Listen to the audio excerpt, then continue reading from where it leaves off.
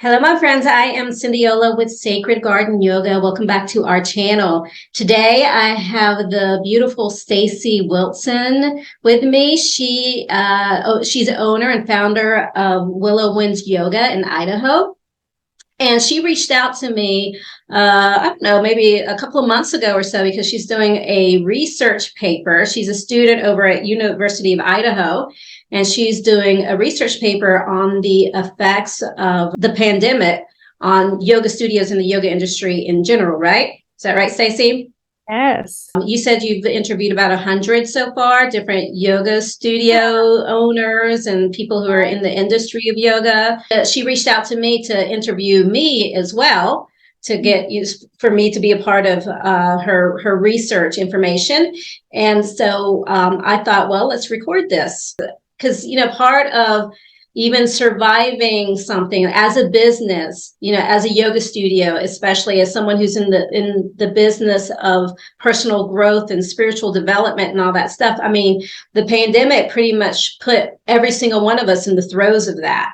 Where are we in our own personal development? Mm-hmm. And so I just found that the pandemic just put a focus, like a mirror in front of your face, and says, here you are, like, how much are you practicing what you preach? Stacy, if you want to just take over the reins and ask some questions, and we'll take it from there.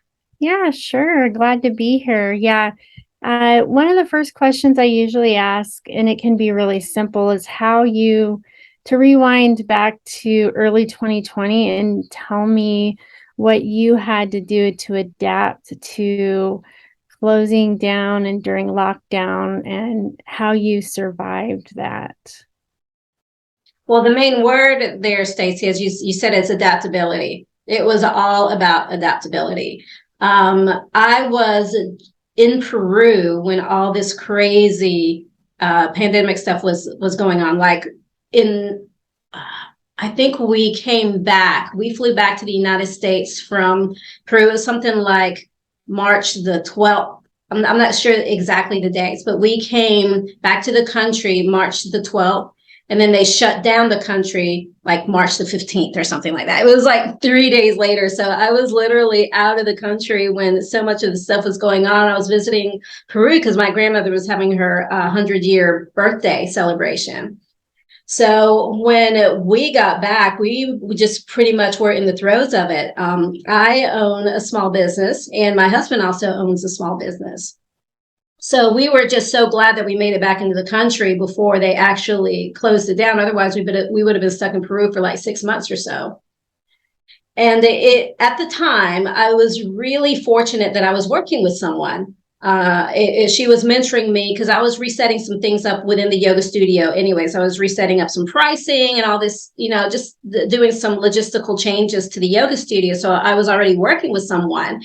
And she had suggested to me the whole Zoom thing. And this was before the whole Zoom thing became huge. And I already had Zoom on, like I already had, for instance, like a little video camera and microphone and all this stuff, because I was using Zoom for other things that I was working on myself, just like for my own personal development. So luckily I already had a Zoom account. Like I had a webcam, I had a little video camera and all this stuff.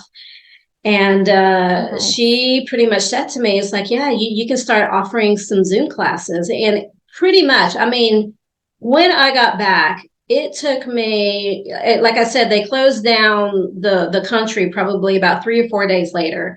So within a 24-hour period, I had contacted all of my teachers, all of the teachers who teach, and said, hey, are you okay with coming into the studio and recording on Zoom and doing all this? I bought a new computer. I set everything. I had to reset everything up in Mind Body, the system to that allows you to take the appointments and everything. And I pretty much worked for, I swear it seemed it was like 20 hours straight. So the second they closed down the country, I already had everything available, and that was huge. So there wasn't really, where people say, Oh, during the pandemic, at the beginning of the pandemic, it was so nice. I got some time off. I just got to relax. That was never me. I never got that time off relaxing because boom, we pretty much went straight into virtual classes as soon as the country closed down. And so that was a huge part of us surviving and talking about, just being adaptable. As I said, luckily, I had some really supportive people around me that helped me to get through that. That's awesome.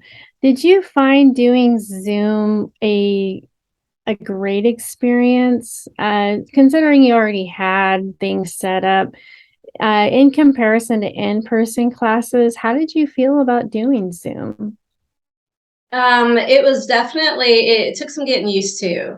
Personally, I will always enjoy the personal experience more. And I know you'll talk to different people and people have different opinions about that. But, I will always prefer the in-person experience because I'm kind of a touchy, like I'll go around, I like to look at people and adjust and things like that.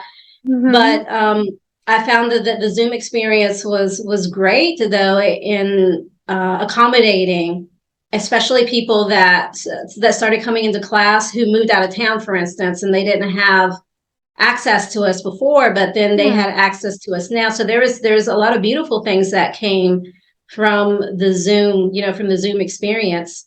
And we still offer classes through Zoom till this day. I didn't think, okay, so we're like what, 2.5 or 3 years? I don't even know, almost 3 years out.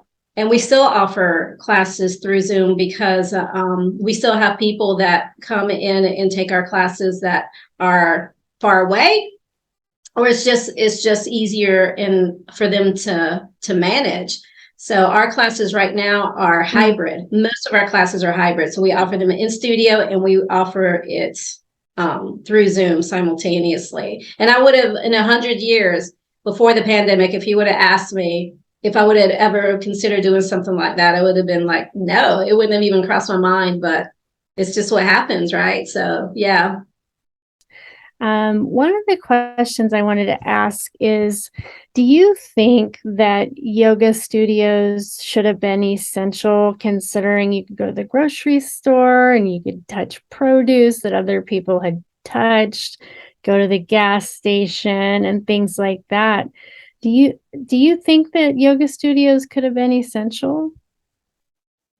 I mean, considering that you're working with someone's how they feel. I mean, and where they are in their mind and how they feel in their body, especially during such a crazy, chaotic time that no one's ever experienced something like that.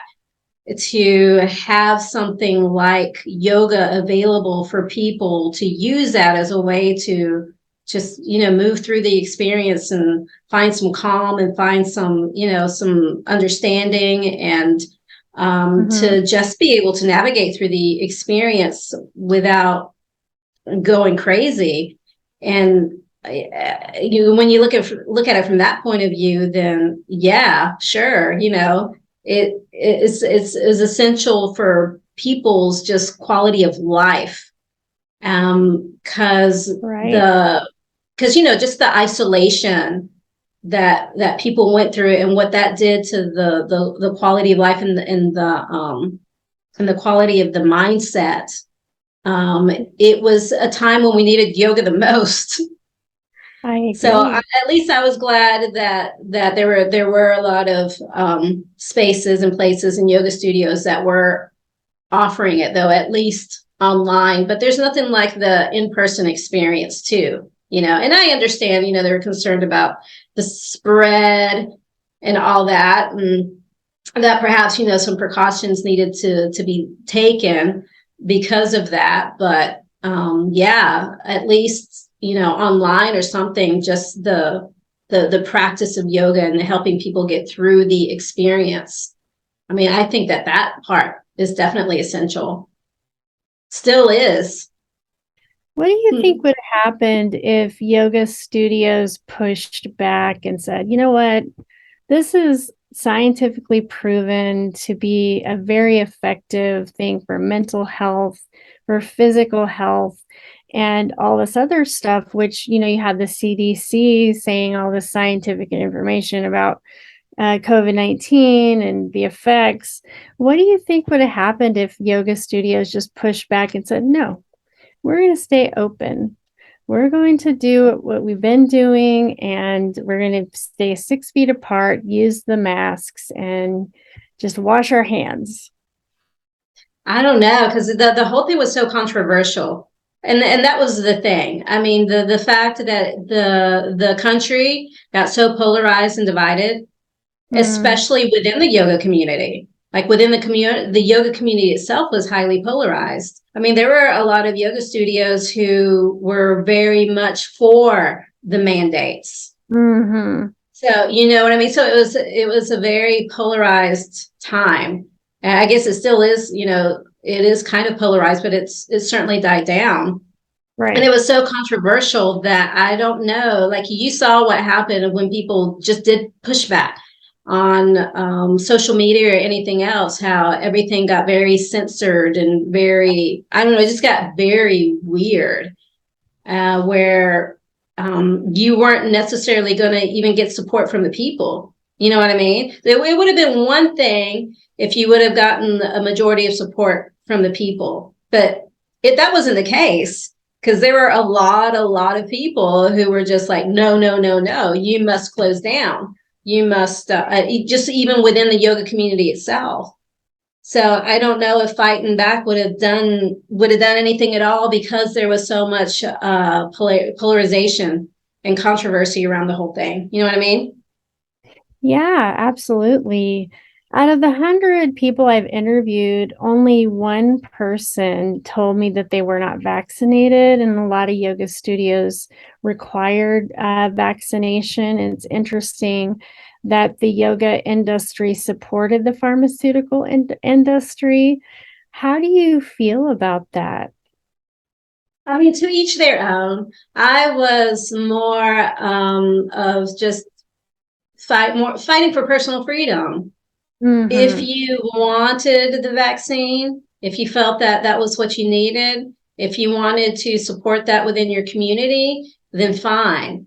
But if you didn't want the vaccine, you just felt like it wouldn't be good for you. It wouldn't serve you, that you would, I don't know, it just wasn't what you needed, then the choice, I was always more, it's your choice. Now I'm still not vaccinated, and I didn't require any vaccinations from any of our students. I didn't ask.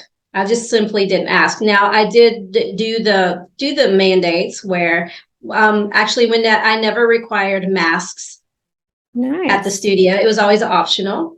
You could Okay. wear it if you wanted to. You didn't have to wear it if you didn't want to. And I found that some people wore the mask, but most people did not.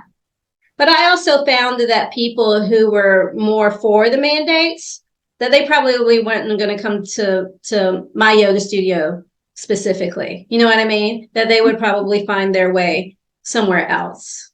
So most of the people who came to the yoga studio, as far as the students, they were also very, very respectful Oh, of nice. each other and of their opinions, because we definitely had, like, half and half.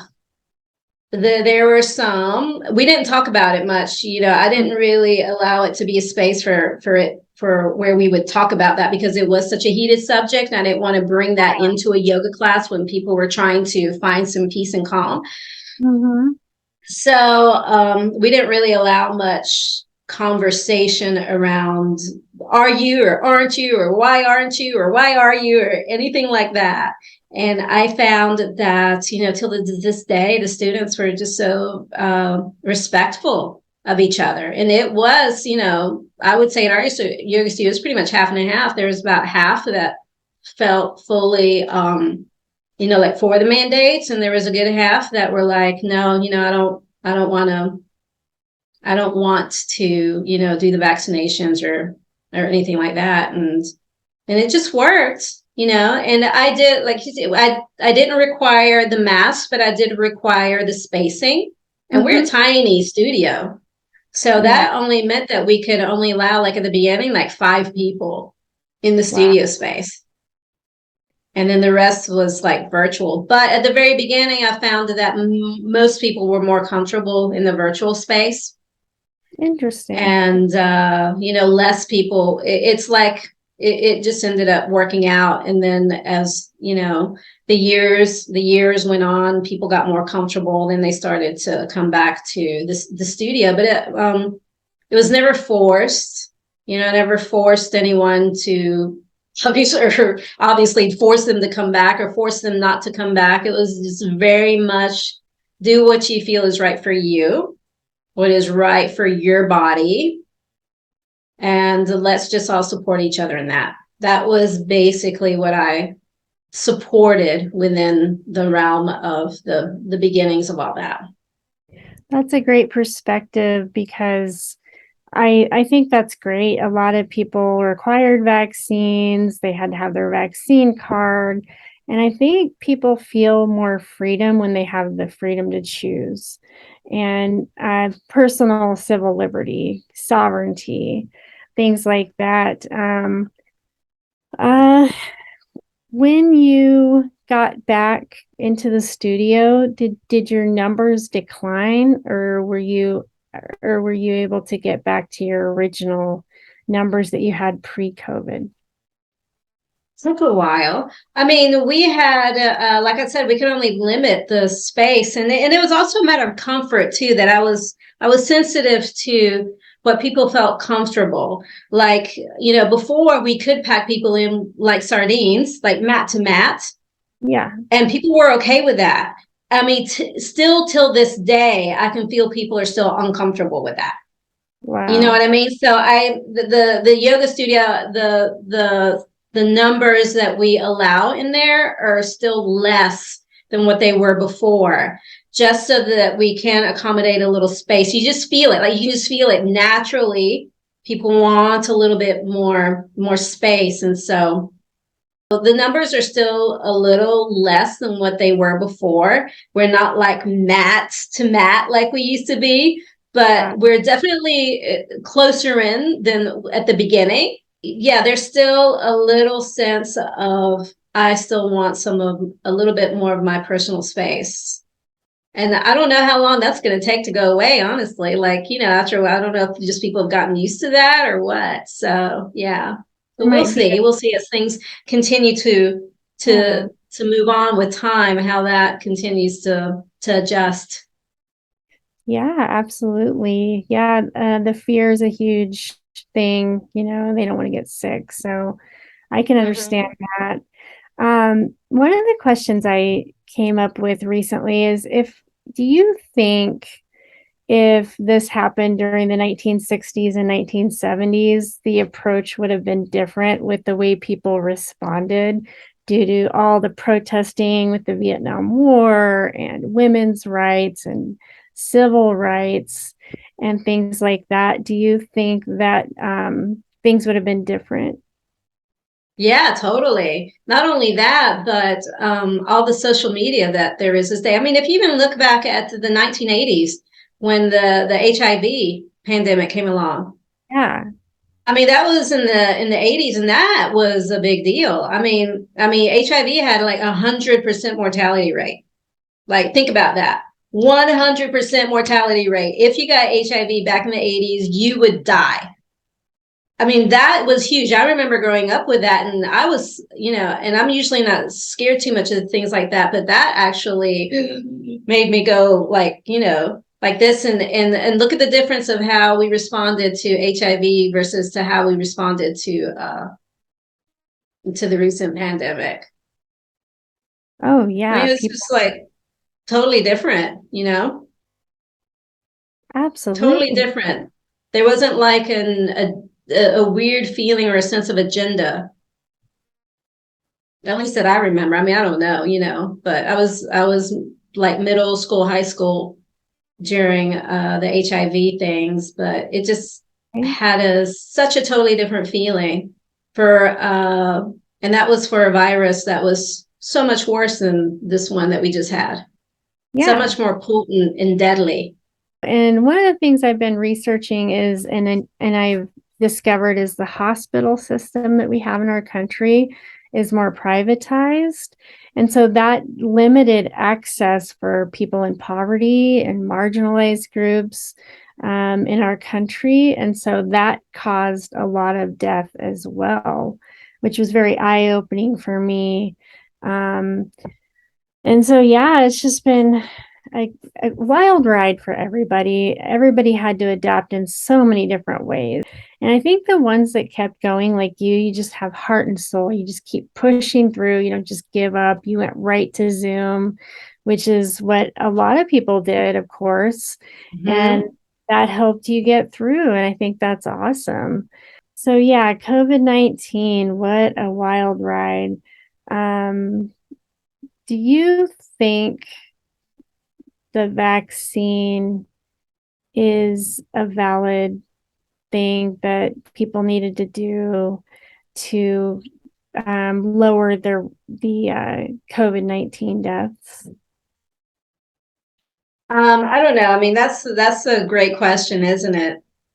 Um, I think perhaps for the it made some people feel at least safer. You know what I mean? It's like, and I don't know, the science is so crazy around the vaccine, like what's true, what's not true.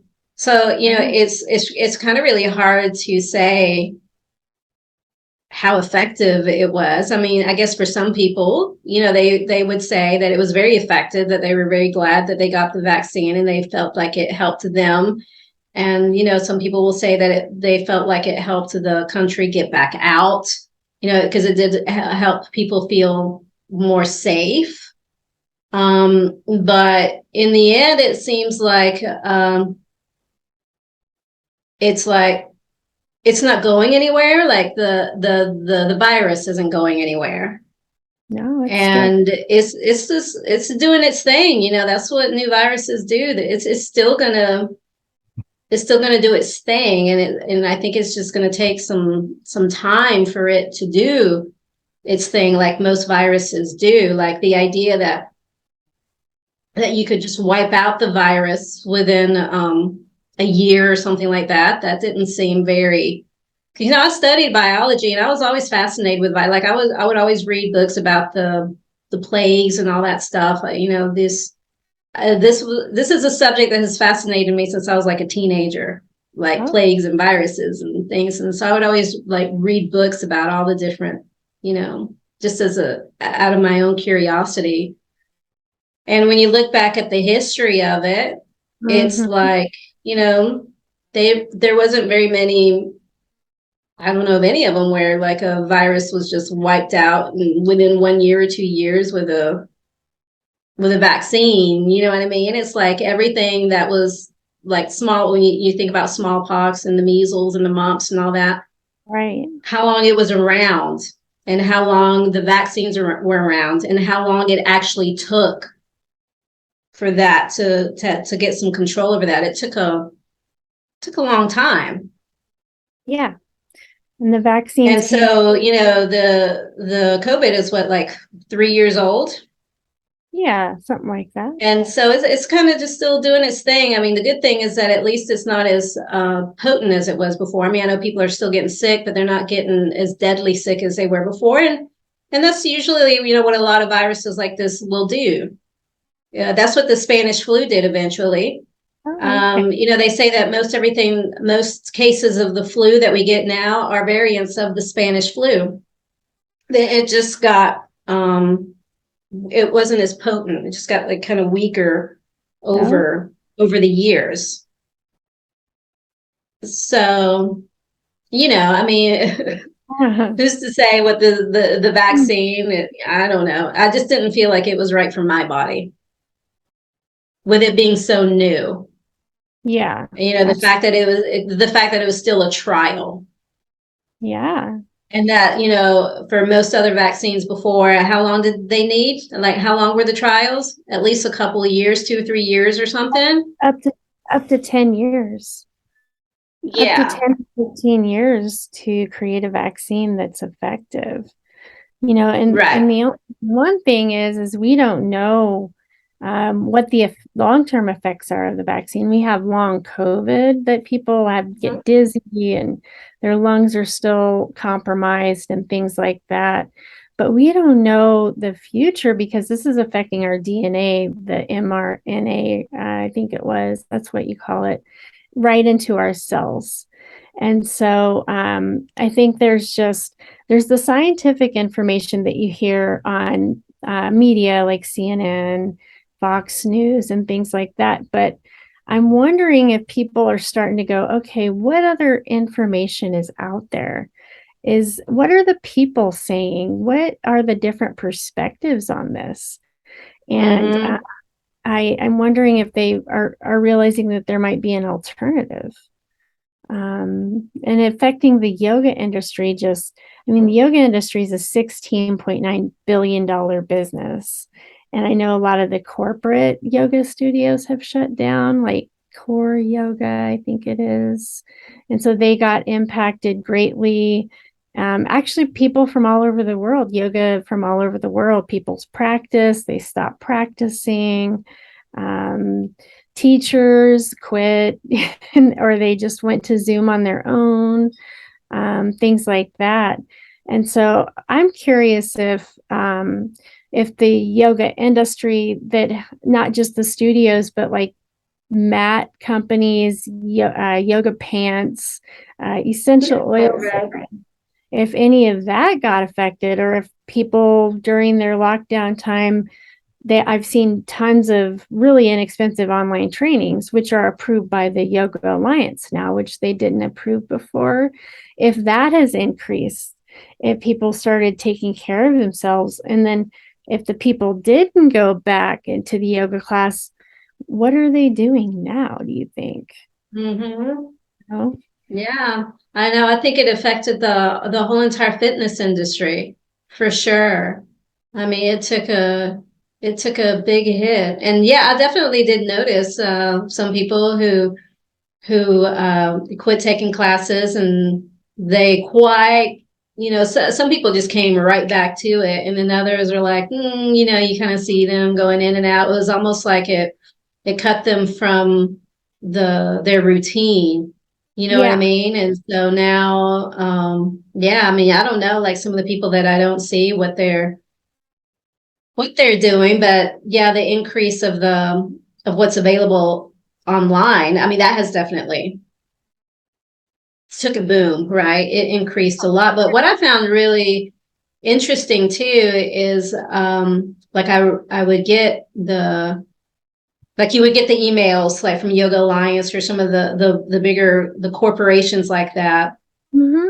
And they would say things like, oh, the Zoom is not going anywhere and it's here to stay, and you really gotta. But then the thing is that the Zoom stuff actually it died off significantly, Yeah. like Mhm. significantly. I mean, we still offer Zoom classes, but we might get like two students or something through Zoom through some of the class. Like I have, um, a few people that are regular Zooms versus when it first started. So Okay.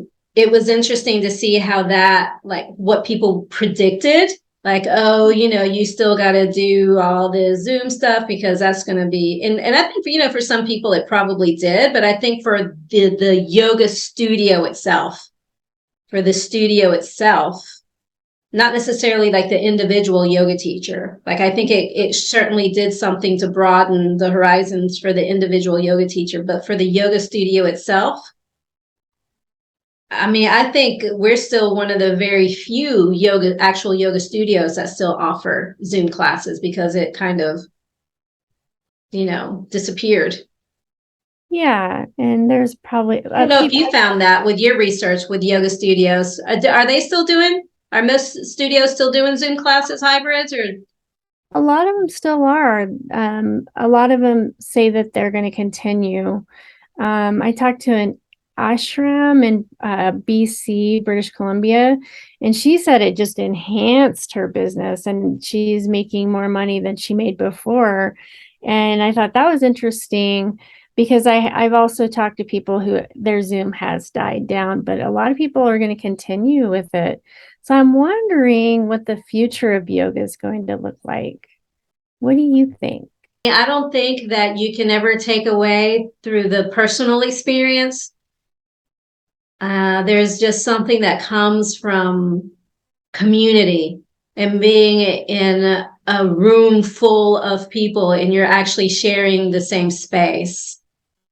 I don't know if you can ever really take that experience away. So hopefully, I mean, I don't see that part ever just going away because it's such a human need and desire to want to gather into community that way. So I certainly do hope and feel like there will always be room and space for that. But yeah, but what the pandemic definitely did bring is that enhancing the online experience. So it's probably just gonna continue to be a little bit of both, I guess. And so I'm Mhm. curious if actually more people are accessing yoga or even trying yoga now with the mental health crisis that went on with COVID, probably Sure. is. It's been proven that yoga helps with things like that. And so I'm wondering if more people are getting more serious about it and trying meditation. And I'm hoping anyway. Yeah, me too. I think so. I hope so. I hope so. I think that people certainly probably wanted to search for alternatives, like different ways of learning how to take care of their mental health and their physical care where it felt holistic with everything that did go on and all the unsettling feelings that have been around for the past couple of years that Yeah. have an increase in the popularity of the holistic approach. Yeah. And then also, with so many people being isolated, depending where you are at in the country, and especially elderly people, it's interesting. I interviewed one of my old teachers, and it had only been 5 years since I've seen her, and she had aged like so much. I couldn't even believe I didn't even recognize her.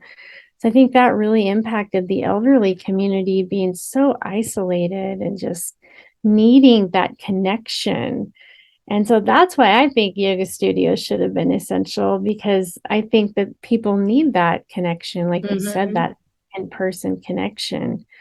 One of the other things I like to talk about is in anthropology, I'm studying embodiment, and so I ask people what because COVID affect the way we perceive our body, right? We're like, we could have this virus, who knows what's going on? We could have this vaccine, we don't know what it's about, but we're going to try it. And so, with yoga being considered an embodiment practice, that term's used a lot. How do you feel about that? What do you think of when you think of yoga being an embodiment practice? 100%. I mean, that's basically what I teach. That's what we teach at the yoga studio. It's always about embodiment. And through your embodiment, learning to really listen to the cues and trust yourself, like trust your gut, trust your intuition. And that's what I think was so important when things like this do happen, when the pandemic or something very worldly and very collective comes around, where there is so much information out there and very divisive information. Is Mm, if you're not in body and you're not listening to yourself and listening to what your body needs. I mean, how can you really? I mean, I got a very intuitive, hard no about the vaccine. You know what I okay, mean? But that was like my body. I'm not gonna say that, some people probably got a hard yes, based off of the things that they were going through. Maybe they have some autoimmune, who knows? Everyone is different. sure. But every single time I like tuned into my body about the vaccine, it was just like a hard no. It was like no. It's like it was pretty much like you take your chance with the virus, you're gonna be fine. And I did get it. Like I got the Delta one, the one that was kind of, I had it. As a matter of fact, my husband and I were just talking about it. We had it exactly a year ago. Oh, wow. Um, and yeah, I mean, it was uncomfortable and we had fever and, you know, it was the Delta one. So it was the one where you lost your smell and your taste. And it was, you know, it was a pretty potent one. And it was potent. I mean, I could see, I could understand how that could really hurt and harm people. Like if they didn't have strong immunity, or if they had like, you know, high obesity or any of the things that gave people a higher chance of having like long COVID or just really Yeah. hurting them. I mean, I could see it because when we got it, I was like, well, you know, it is kind of rough.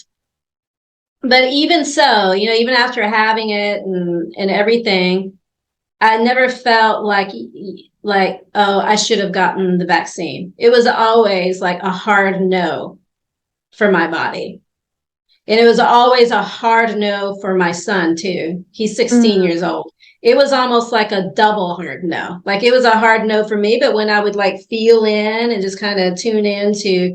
okay, my son, it was like, no, no, no, no, no, no, like hard, double hard no. You know what I mean? So it was but that's what you can tune into if you are in your body. Like if you can feel in and you can ask these questions to yourself. And if you're really disconnected with yourself, with your gut, with your instincts, with your intuition, then it's really easy to get confused, like to be confused. Well, what's right or what's wrong? What should I do? I don't know what to do. I don't know what to do, which is what I found that a lot of people experience. But when you are in body and you're connected, your body will tell you yes, no, you know? And that's where I think the whole embodiment piece is so important for Mm. everything, like everything, not just for like the pandemics and the things that happen, but for all the decisions that you make in your life. It helps you to make better choices for yourself. Oh, yeah, I agree 100%. Everything's energetic. And once you get inside your body, you're more conscious and aware and opening up to grace. And it's interesting, the yoga industry, I hate saying industry, how about the yoga world? Is all about overall health and wellness and holistic care, Ayurvedic medicine, and usually pretty healthy. And so then to support the vaccine, I think was really interesting. I got scared. I got the vaccine. I was digging my heels in though. When I read the paper, I was like, I don't want to do this. I don't want to do this. I should have listened to my body, because now that I'm doing research, I'm realizing there's a lot of long-term effects that occur from this because they haven't studied it. So they're just things are just popping up, and then they're like, oh, okay, yeah, these are side effects. And so, Well, you chose not to get the vaccine. You weren't really supported in that, were you, though? I mean, it was kind of hard to not, even here, I can imagine where you are. I don't know, but like even here in Georgia, where it tends to be more, you know, conservative about things like mm, that. Um, I mean, you if you didn't like you didn't want to tell people that you were not vaccinated. I mean, I I, don't care now, you know, but during that time, it's like you didn't oh, want to tell people that because then yeah, I mean, you know, it was like it was not something that you wanted to even have a conversation about because it was such a volatile oh, subject yeah. and people felt so very strongly about it Mm, that if you didn't get it, you were considered like, oh well, you just don't care about people, you don't care about humanity, you don't care about. And I'm like, you know what? I was like, you can be intuitive and deeply care for yourself and your health and your own well-being and still care for other people at the same time. It's not like just because I was doing it like I didn't care about other people. It was just like it was a true hard no for me. Yeah, And when usually when I get that, I do get kind of stubborn with that, you know? It's like I can usually hold my ground pretty good. It wasn't one of those things where you were supported in it. So yeah, I can imagine in other places, in other states, yeah, and you get afraid, everything that's going out there. I totally get it. sure. With the media and the numbers that we were given, numbers, numbers, numbers every single day. Mhm. How are we even supposed to know what those numbers meant? They were just presented like all this time, all the time, all the time, all the time.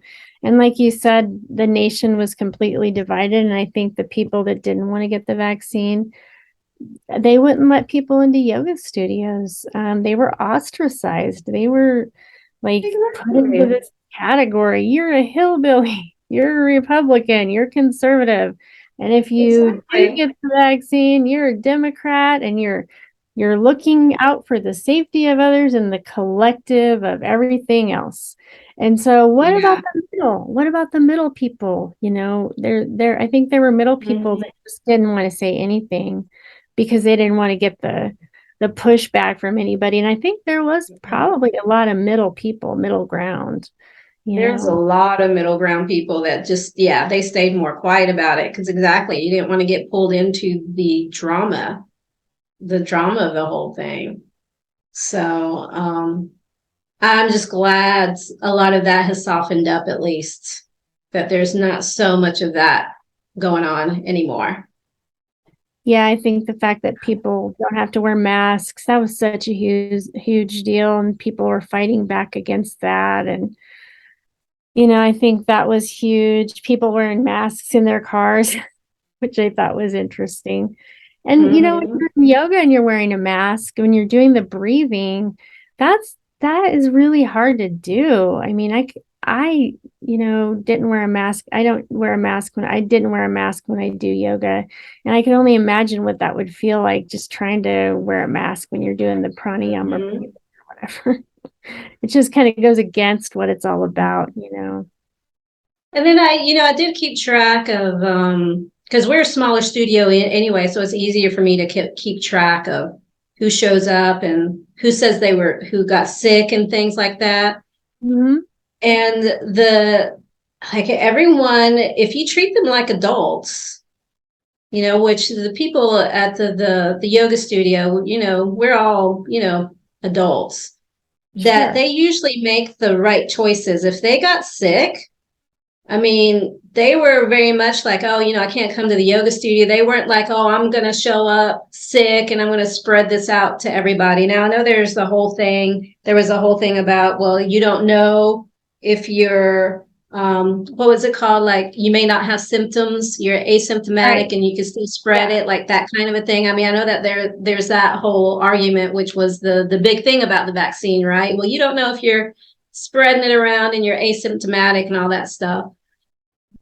But regardless, there wasn't like people just coming into the yoga studio, and like there wasn't ever just like a big spread of the students at the yoga studio. Like, I would get an email or a call or something, say, hey, I just got, I don't feel well and I'm gonna stay and you're not gonna see me, and I'm gonna take virtual classes. Like, people for the most part were very responsible, and we never had like a big spread of it. Like, you'd have the individual, like one person would get sick and then they wouldn't show up. Like, I got sick, and of course I didn't go to the yoga studio for a couple of weeks. And same with all of our like if their teachers, even they got the little sniffles, we were very much like, well, then stay home.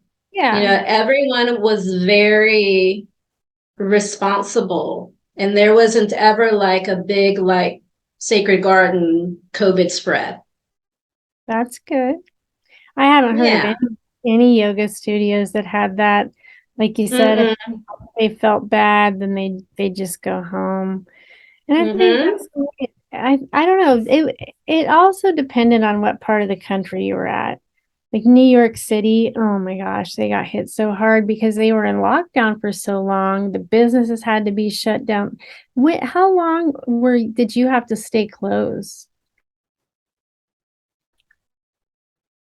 What was it? Was it maybe in May Okay. when they lifted?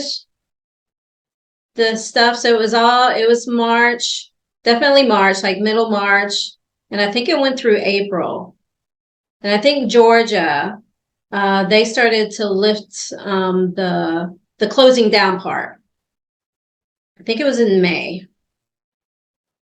And that was pretty much when we started. I'm not exactly sure about that though, but it wasn't, it was maybe about a couple of months or so.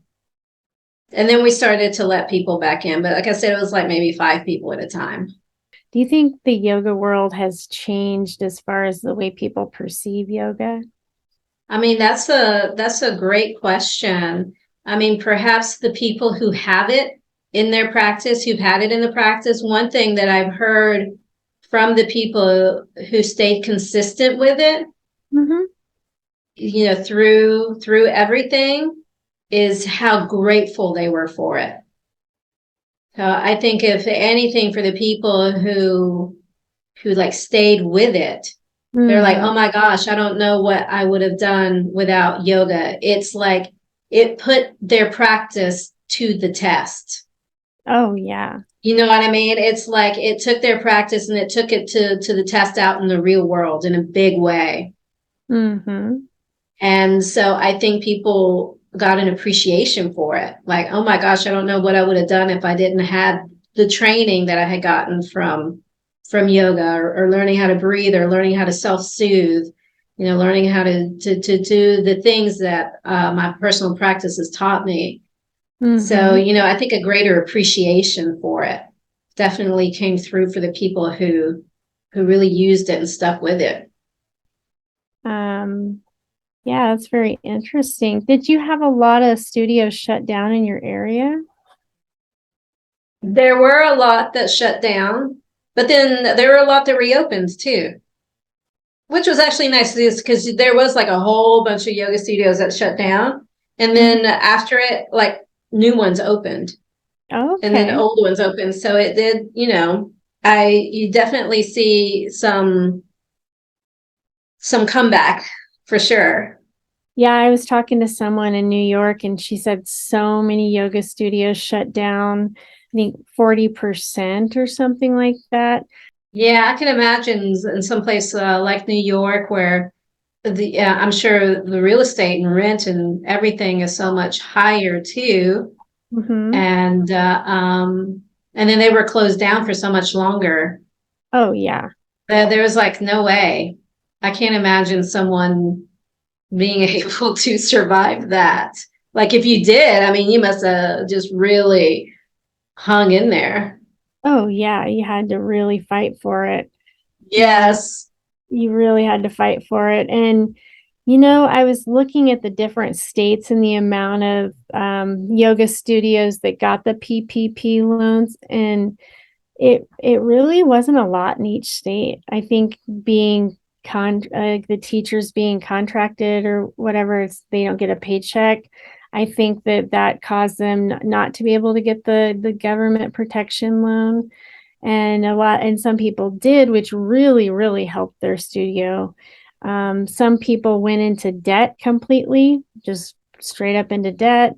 And other people, like they might have had a husband that made good money and then they kept going back. Yes.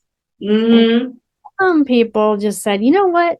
I'm done with being a studio owner. I didn't really like it that much anyway, trying to organize all that stuff. So they went in a different direction. I think COVID brought people into a more internal space, and it gave them an opportunity to reevaluate their lives a little bit. And I think, me doing this Sure. master's degree in cultural anthropology, I got accepted in like April of 2020. I decided I wanted to better myself and do this. And I have such a love for yoga that I was just like, I have to do something about yoga. And so this has been awesome to just gain so much insight into the yoga world and how it has been affected. So it's been great. I mean, it's so great. I've had people in tears talking about this because it affected them Sure. so much. I mean, they were just anxiety ridden and just like, almost suicidal. This one lady was like, I was almost suicidal. And I'm like, oh my God. That's not good. Oh man, sorry to hear that. But we Yeah, well, as she says it, it struck people on such a deep level on yeah. identity. Like, who am I? Like, what do I believe in? Hmm. And yeah, am I going to survive this? And I mean, it really hit those lower three chakras, didn't it? Like those lower energy centers, the first, the second, the third, boom, it just, COVID hit right there within people. So yeah, The absolutely. I fear. can see it bringing up all the fear, all the safety issues, anything that you had in there that if you were not insecure or if you were insecure as far as like not feeling supported Mhm. or basic needs met and Right. everything, like it just really struck that in people. It struck that muldahara, that root, Yeah. and it showed you what you had in there for sure. Oh, yeah, it totally revealed that. Like, okay, how grounded am I? I'm not feeling very grounded. I have Exactly. yeah, I have fear. I'm in fight or flight. How am I gonna pay my rent? Am I gonna lose my job because I don't have a vaccine card? What should I do? I need to Yeah. take care of my family. And so it just brought up a lot of people got divorced. They realized maybe I don't like this person so much, because people work so Oh my much, gosh. 80 hours a Yeah. week, and they're like, oh, I'm getting a divorce. I got a divorce after 10 years of marriage. I That's was just right. You told me that. Yeah. like, I'm done. And it worked out for the greater good for me. It just my life Hmm. completely transformed. And maybe a lot of lives were transformed due to COVID, good, bad, or indifferent. I think there Hmm. was a lot of good that came out of it. I think so. It gave people time to reflect and go inward and check out those chakras and see where they were at. So, Exactly. yeah. You were forced to, whether Oh, you yeah. liked it or not. Had no choice. Had no choice. Yeah. Yeah. Is there any last little thought that you have about the whole thing, like a final just like a final statement about the just the research and Well, what you found most interesting?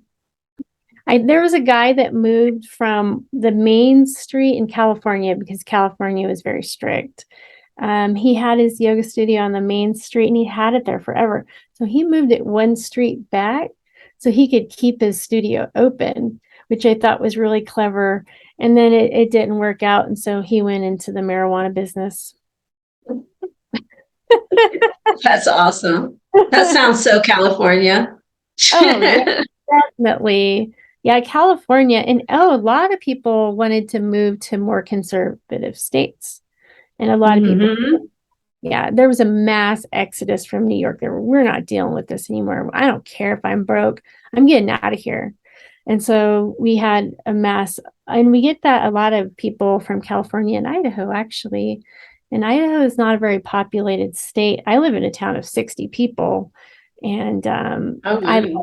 I love it though. I'm surrounded by the Sawtooth Mountains and I have two rivers and I have hot springs all around. And so I think maybe it changed people's values. I'm working this 9 to 5 job. I'm commuting 3 hours a day, and COVID's just rampant.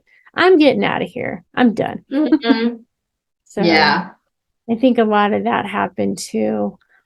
Um, and then different countries of people that I've talked to that were locked down for 2 years.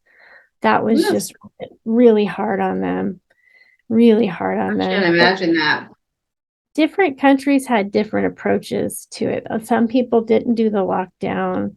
And the interesting part about that is they didn't have as many COVID cases.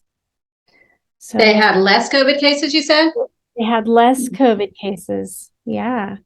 So I thought that was interesting. And who came up with these rules about what was essential and what was not? And it's just Yeah. it's still affecting us. And who knows what the future holds? I don't have a crystal ball, right? But Yeah. I think maybe it made people, like I said, reevaluate and sort of do an upgrade. like an upgrade. Yes. Energetically, maybe we had to go through this to for the collective and for the consciousness that's flowing, and maybe just change our whole perspective on things.